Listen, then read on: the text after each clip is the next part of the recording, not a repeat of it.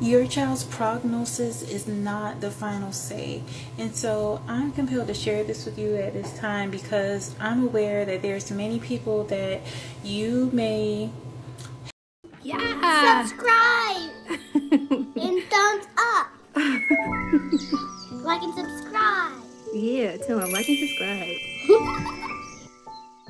have some type of diagnosis for your small child, in particular if they're like the ages about 2 to 4 or 5 years old. All right, and unfortunately, especially if they're diagnosed on the autism spectrum, all right, it can be very devastating, but I urge you to not take that prognosis to heart and just completely give up all hope, because as someone that now our sons are much older now, I've seen so many progressions within them, because thankfully me and my husband did not give up on our children. And so if you are experiencing this, you may have recently got a diagnosis, and just because they may be non-verbal at that time that you're going through it, it doesn't mean that they're going to forever be non-verbal. And I know some of you may have experience where you go to these different specialists, and some may even tell you like this is the range in which your child is going to get to. They're not going to get no further than that. You have to realize that oftentimes these people, they have not witnessed the progression of a child that has had different therapeutic interventions. They may not have had people that really gone through the process of doing all that they could do in order to help their child overcome their diagnosis or cope with their diagnosis. Okay, and so if you're experiencing this at that time, yeah, you're gonna be upset. Yeah, you may feel lonely in the process because you may not have anybody that can relate to you in going through that. But as someone that has experienced that, and I'm seeing the after effects of really investing in my child, both of us investing in our children, it is worth it. It is going to be worth you taking the extra precautions. It's going to be worth you investing in certain books or even different therapies, investing in OT, occupational therapy, investing in speech therapy. It is going to be something that you're going to have to really invest in, because if you do so, you're going to get to a point one day that you're going to be thankful that you took the time to actually step into being proactive when it comes to your child and their diagnosis, rather than being non-reactive, okay? Rather than just sulking and just being sad about the situation, or just assuming that your child is not going to be able to be a typical child. In fact, your child is going to not even be what is normal. They're going to be extraordinary, not just an ordinary child. A lot of times these children end up being very highly rated on the spectrum. So they may really excel in areas that you could not even imagine.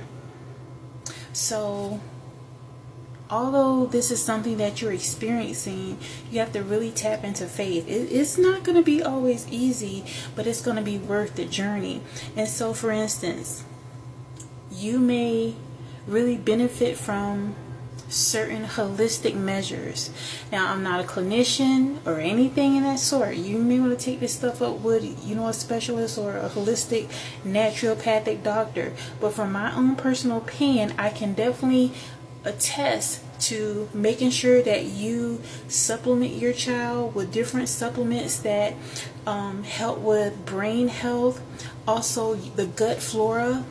Okay, as you may be aware, if you're not aware, the stomach also aids in their mental clarity. There's a connection somehow. So you may want to get involved in doing Epsom salt baths for your child, or showers, making sure that they take these certain supplements.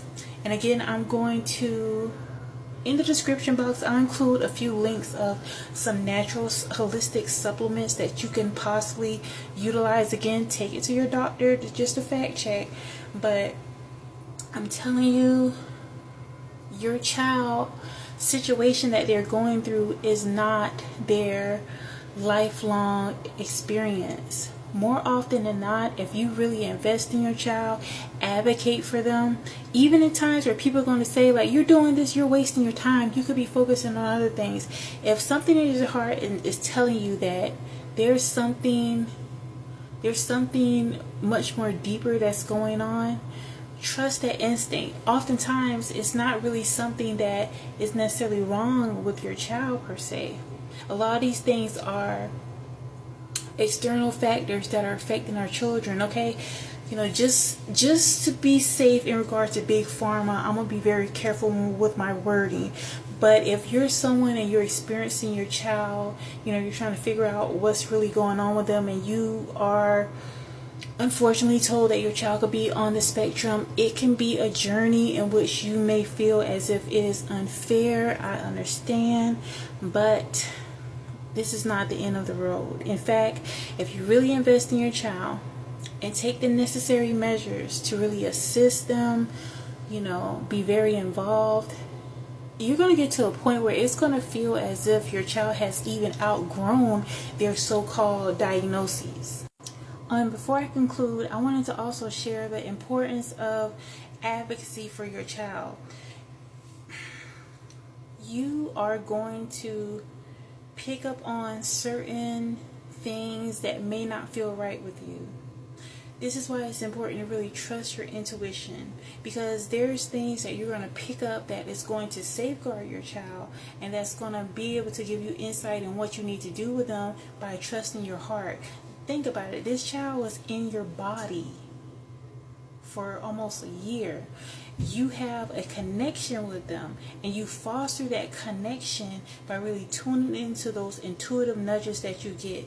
Like if something doesn't feel quite right, lean into it. It's better to be safe than sorry, especially if you are in the phase where your child could be nonverbal, or they could be limited verbally.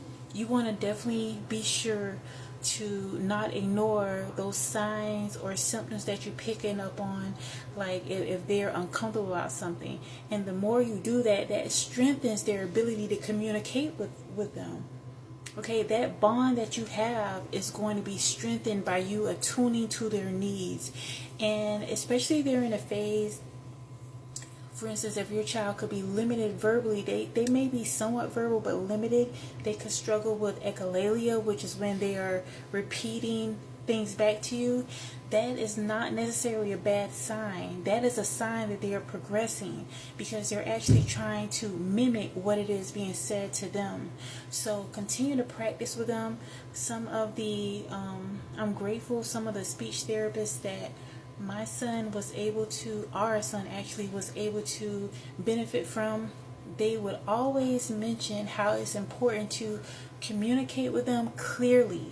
I know sometimes we think that we need to talk down when it comes to children, like speak in a way that is childlike, but they discourage that. They encourage us to give them more of a challenging conversation, or even when it came to certain subjects, sometimes, especially when it comes to advocating for your child, and I'll speak more to this in regard to being an advocate when it comes to the IEP process, which is going to be very important. Your child deserves that extra help. But when you are speaking to them, and when it comes to, helping them, no matter what level they are, they need a challenge. Especially when it comes to male children, they thrive in challenges. So if you give them that challenge, they're going to want to exceed that challenge. And this is going to foster your children to be highly intelligent, even if they so-called land on the spectrum. People are going to see them if you really invest in them. People are going to just be shocked that they actually had a diagnosis, or it's going to be to a level where they're very high functioning. So do the part now. Invest in your children's future by investing today, okay?